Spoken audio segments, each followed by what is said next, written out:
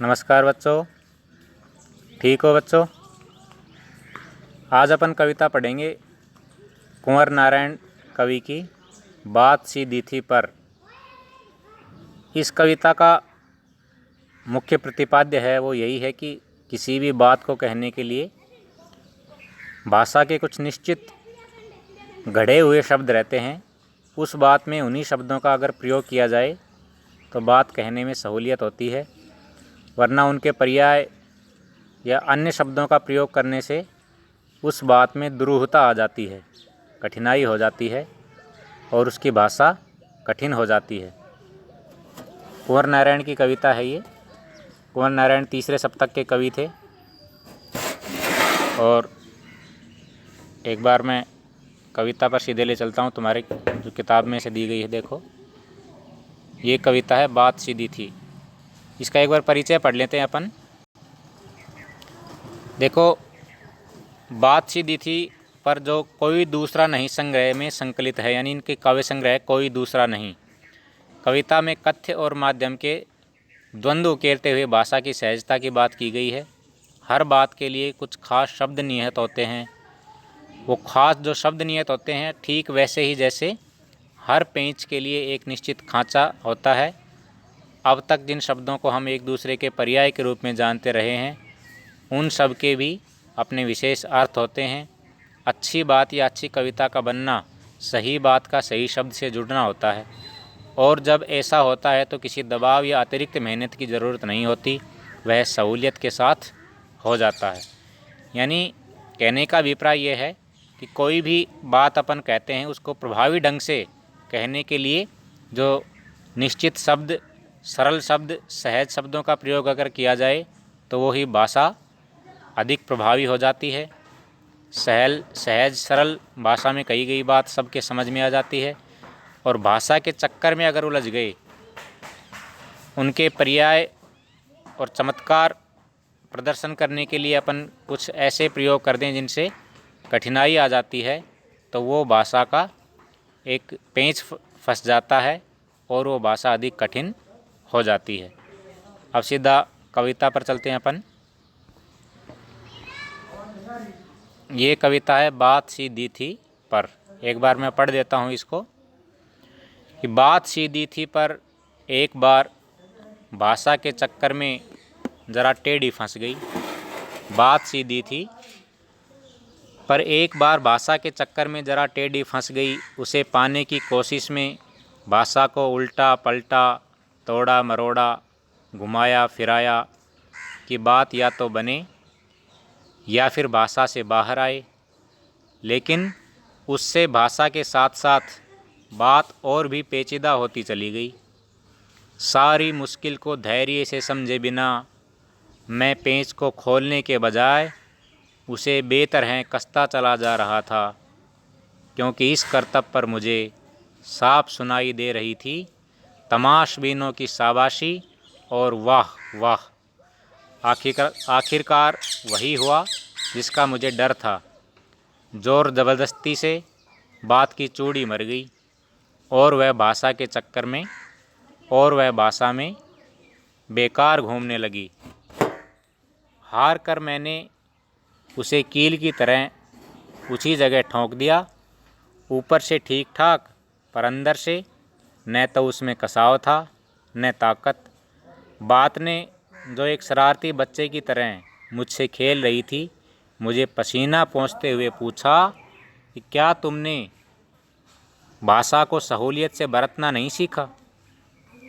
देखो, बड़ी अच्छी कविता है। बात सीधी थी पर, यानी कवि इसमें कहना चाहता है कि मैं किसी एक बात को कहने की कोशिश कर रहा था, लेकिन भाषा के चक्कर में जिस अपने विचार को मैं बताने की कोशिश कर रहा था, वो भाषा के चक्कर में ज़रा टेढ़ी फंस गई। यानी समाज में जिस तरह से चमत्कार प्रदर्शन का प्रभावी दौर चल रहा है, उसी चमत्कार प्रदर्शन की कोशिश में मैंने भी कोशिश की कि भाषा को और अधिक प्रभावी बनाने के लिए कुछ ऐसे मुख्य और साहित्यिक शब्दों का प्रयोग करूं जो आज तक प्रयोग होते ही नहीं आ रहे हों। ऐसे शब्दों के चक्कर में, ऐसी भाषा के चक्कर में वह बात ज़रा टेढ़ी फंस गई, यानी उलझ गई। उसे पाने की कोशिश में भाषा को उल्टा पलटा तोड़ा मरोड़ा। किसे पाने की कोशिश में? उस बात को पाने की कोशिश में जिसको मैं कहना चाह रहा था, उसको सही शब्दों और सही भाषा को पाने की कोशिश में मैंने उस भाषा को उल्टा पलटा भी तोड़ा मरोड़ा, घुमाया फिराया। अब यहाँ घुमाने फिराने, तोड़ने मरोड़ने, उलटने पलटने का अर्थ ये है कि उन शब्दों के पर्याय अन्य शब्दों का प्रयोग मैंने करना चाहा कि बात बने, कि बात या तो बने या फिर भाषा से बाहर आए। यानी मैंने कोशिश की या तो बात जैसा मैं कहना चाह रहा हूँ, जैसा मैं कविता बनाना चाह रहा हूँ, जैसे लोगों को समझाना चाह रहा हूँ, उसी अर्थ में लोग उसको समझें, या फिर भाषा से बाहर आए। लेकिन इससे भाषा के साथ साथ बात और भी पेचीदा होती चलेगी। या फिर भाषा से बाहर आने का अर्थ यह है कि या उस प्रभाव से, उस उलझन से मैं परे हो जाऊं, लेकिन इससे भाषा के साथ साथ बात और भी पेचीदा होती चलेगी, यानी और अधिक कठिन होती चली गई। सारी मुश्किल को धैर्य से समझे बिना मैं पेंच को खोलने के बजाय उसे बेतरह कसता चला जा रहा था। अब सारी मुश्किल को धैर्य से देखो, कोई भी पेंच अगर अपन कसते हैं, पेंच यानी एक कील होती है जिसमें चूड़ियाँ होती हैं, उस पेंच को कसते समय कोई गलत चूड़ी उसको चढ़ जाती है तो हम धैर्य से उसको अच्छी तरह देखते हैं कि कहाँ इसमें किस जगह से ये चूड़ी सही तरीके से नहीं चढ़ रही है। फिर हम उसको बड़े इत्मीनान से उसको देखते हैं और फिर वापस खोल के उसको सही तरीके से दोबारा कसते हैं। लेकिन कवि ने ऐसा नहीं किया, धैर्य नहीं दिखाया और धैर्य से समझ पाता कि बात कहाँ अटक रही है, कौन से शब्द हैं जो इस कविता को, इस बात को कठिन बना रहे हैं, इस प्रभाव को प्रभावहीन कर रहे हैं। उसको समझे बिना ही पेंच को खोलने के बजाय, पेंच का यह अर्थ है कि कविता में ऐसे शब्द जो भाषा को कठिन बना रहे हैं, उन शब्दों को समझने के बजाय उसे बेतरह कसता चला जा रहा था। यानी उन शब्दों का तोड़ मरोड़ के ज़बरदस्ती उसी जगह प्रयोग किए जा रहा था। और क्योंकि इस कर्तव्य पर मुझे, अब कवि ऐसा क्यों कर रहा है? देखो, अपनी सीधी सी बात को भी कठिन भाषा, द्रूह भाषा में उलझाना क्यों चाह रहा है, क्यों उलझा रहा है? क्या उसको ऐसी मुसीबत आन पड़ी है? उसका कारण बताया है, क्योंकि इस कर्तव्य पर मुझे साफ सुनाई दे रही थी तमाशबीनों की शाबाशी और वाह वाह।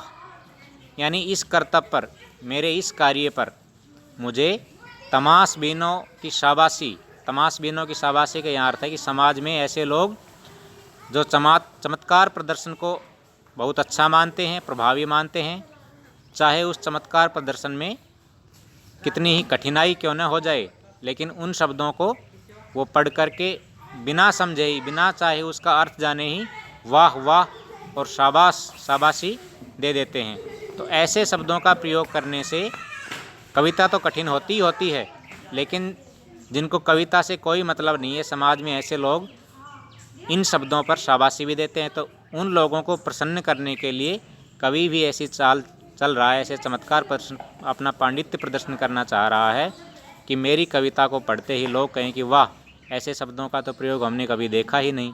लेकिन ये नहीं पता कि इन शब्दों के प्रयोग से कविता कितनी कठिन से कठिनतर होती चली जाती है।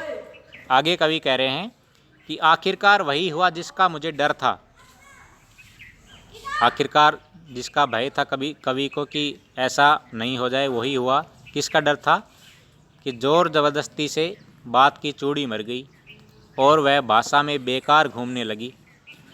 जोर ज़बरदस्ती से, यानी ऐसे शब्दों के प्रयोग से बात की चूड़ी मर गई। बात की चूड़ी मरना मुहावरा है, इसका अर्थ है कि बात का प्रभावहीन हो जाना, कि कोई प्रभाव नहीं रहा बात का, क्योंकि सरल सहज शब्दों की जो आवश्यकता थी उनकी बजाय कठिन शब्दों का प्रयोग करने से उस बात का प्रभाव घट गया और वह भाषा में बेकार घूमने लगी। और वह बात फिर भाषा में व्यर्थ, भाषा के चक्कर में उसी में उलझ करके व्यर्थ लगने लगी, उसका प्रभाव समाप्त हो गया। हार कर मैंने उसे कील की तरह उसी जगह ठोक दिया।